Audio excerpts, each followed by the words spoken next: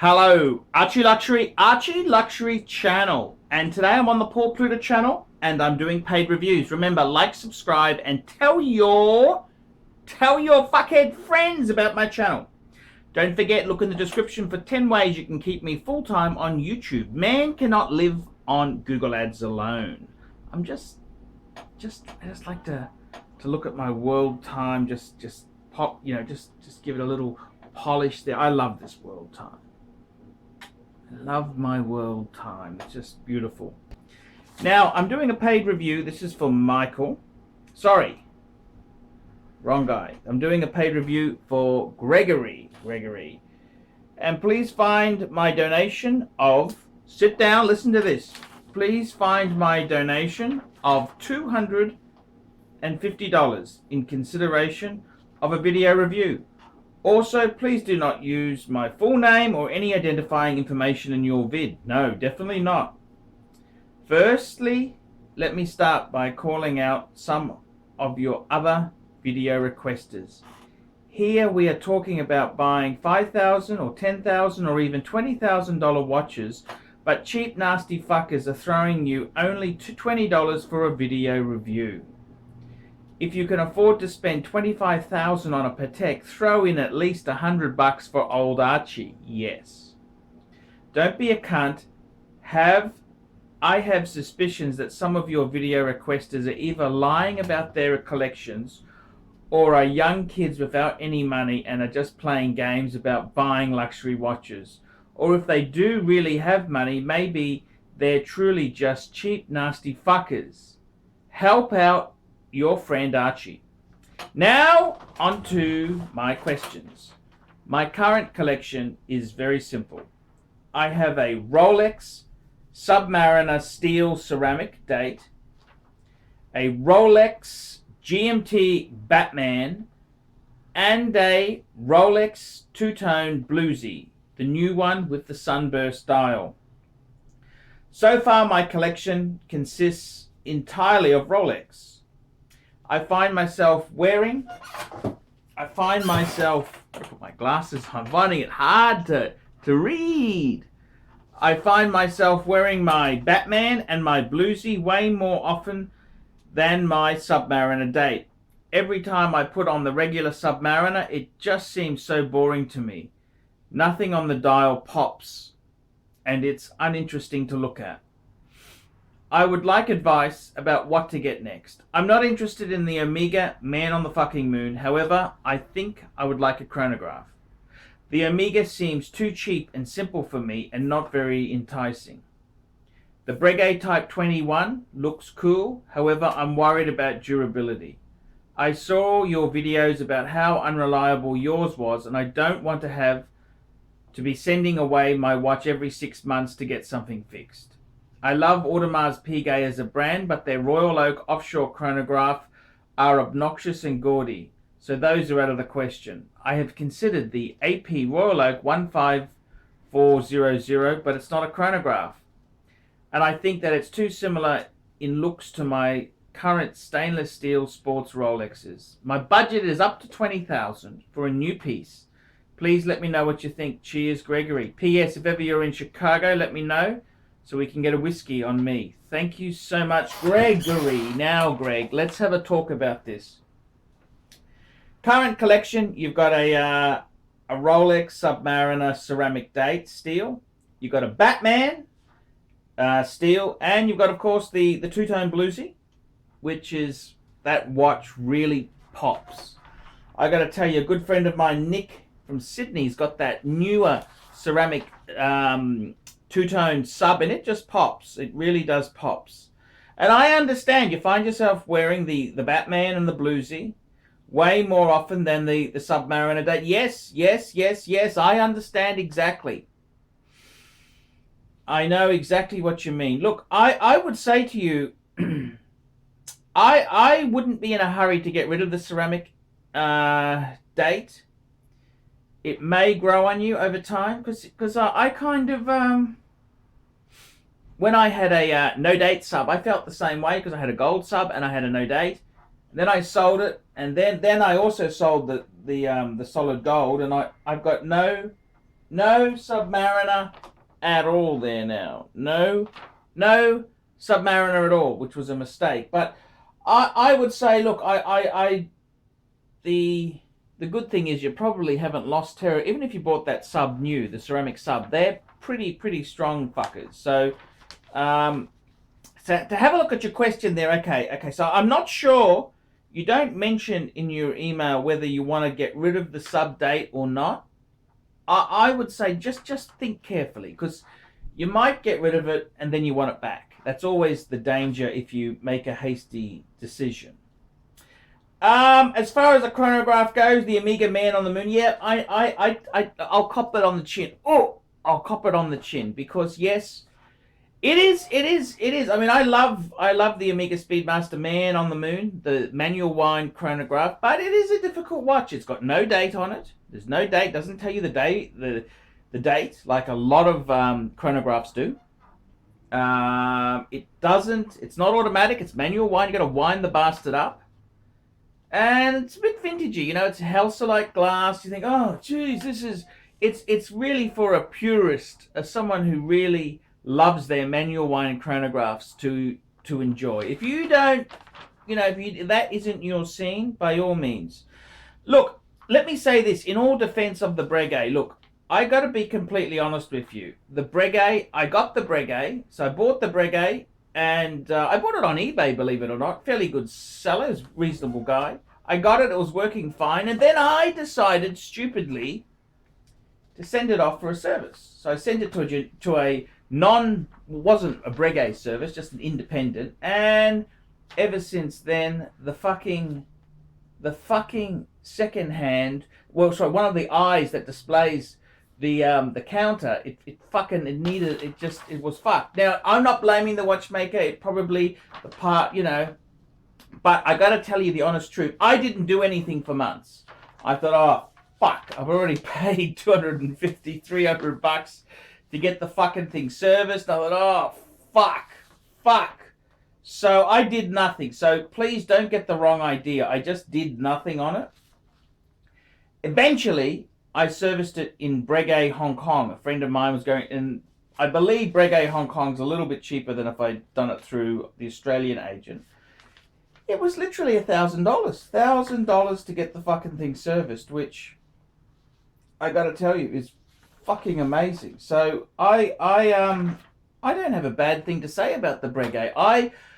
They are a bit delicate, yes. Granted, they are a bit delicate. The steel isn't as strong as Rolex steel, but by all means, I would have no qualms recommending a Breguet. And you should see the price of getting an AP chronograph serviced. You can get thousands, 5,000, 3,000, 4,000. You can fucking really see crazy repair bills with Audemars Piguet. So, you know, I think myself, the Breguet Type 21 is a great watch. The thing about Breguet is that they do tend to drop a bit. You look at the price of Type 20s, and you could pick one of those up. They're a bargain buy. You got to remember, they were the same price as a Daytona new, and they plummet a lot after 10, 15 years. They really come down. So I think they're a good buy. However, if you're buying new, you probably don't want to buy a Breguet, because buying new, unless you get a really good discount, you're going to be fucked over with loss of value. Now, I would have to say the blue chip investment for chronographs is the Rolex Daytona. That would be the one to get. Now, the problem is that the ceramic Daytona is in such short supply. You've got to go on a fucking waiting list, and you've got to or you pay a big premium, and they really fuck you over. And I got to be honest with you. I think this is bullshit. I think it's fucking bullshit. They regulate supply. It's a bit like Hermes with the Calais and the Birkin. That's the ladies' handbag, the it bag, the one everyone wants. And I think it's utter bullshit. They just they just control supply. People want what they can't have. And that's kind of the formula they use on the Daytona. people really, you make something rare like that and they will fucking, you know, and I've heard all sorts of stories. Your waiting list, other times you've got to buy a fucking gold or a platinum piece. Fuck. Gold or a platinum piece, then they'll sell you. It's there's a lot of fucking nastiness to it. So I wouldn't be paying a premium, and I don't really I don't get invites to new openings and launches because I'm a second-hand buyer. You understand? Everything like the Patek, that second-hand. So I got to be honest with you, some really top chronographs, I would say, look, some really great chronographs. I would say stick with the classics, the iconic models. I think in a chronograph itself there, you may want to look at maybe a Tudor. Tudor's got a new column wheel chronograph with a vertical clutch, which is using an in-house movement. That's quite an amazing piece. That was released at Basel World, I think, this year. And that's quite a, it's got a steel bezel, quite a striking piece. Maybe that's something to investigate. The Daytona, of course, is cool. They're very cool. What else? I really think, you know, with the Omega, there are still some very good Speedmasters there. If you don't want the traditional one for whatever reason, there are sapphire version, they've got the broad arrow, they've even got coaxial version, which, you know, I'm a purist. I like the manual wind version, but that may be a way to go. The other chronographs I would look at in that price range there, I would seriously have a look. Maybe I got to be honest with you, with Breitlings, you know, the Navi timer itself, it is cool. It is a good one. You know, that really, I had a Navi timer years ago, and I know it's not in the, how would I put it? It is a really nice dial on the Navi timer.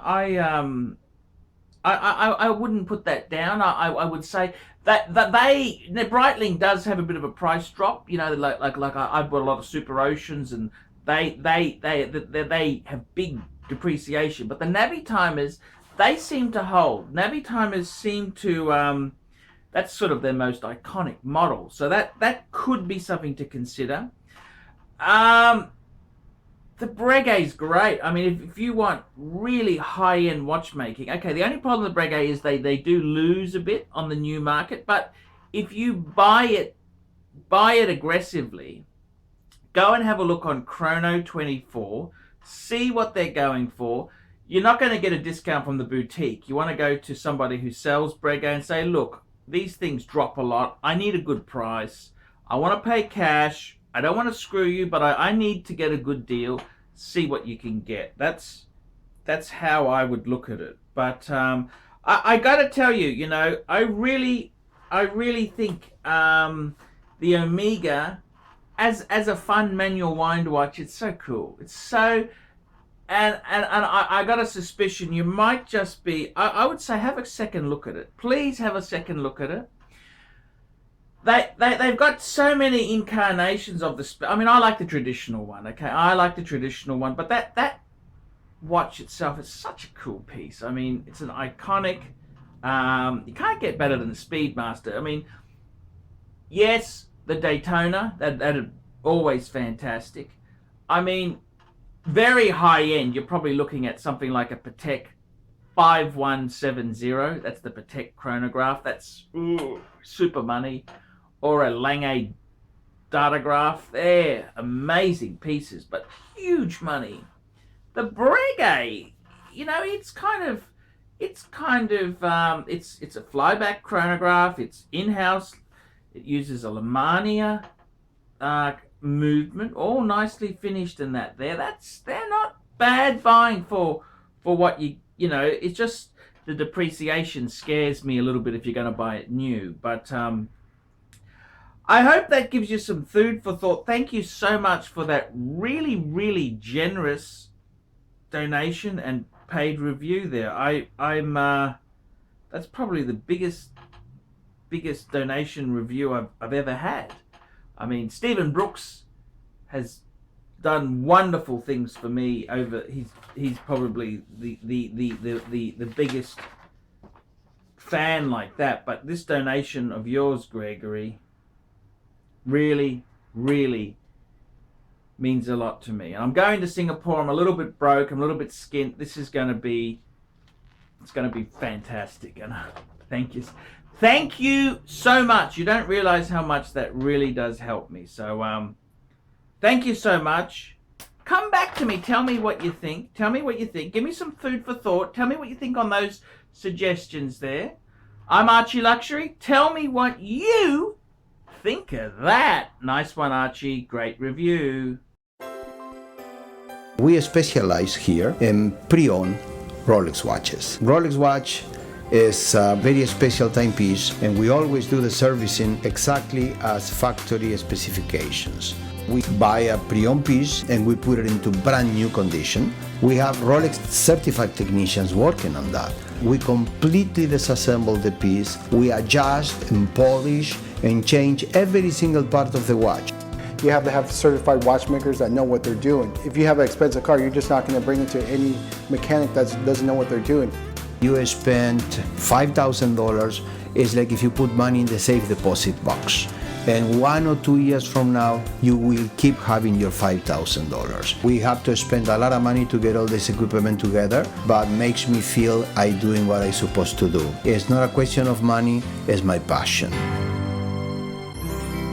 Jewelers on time, simply the best.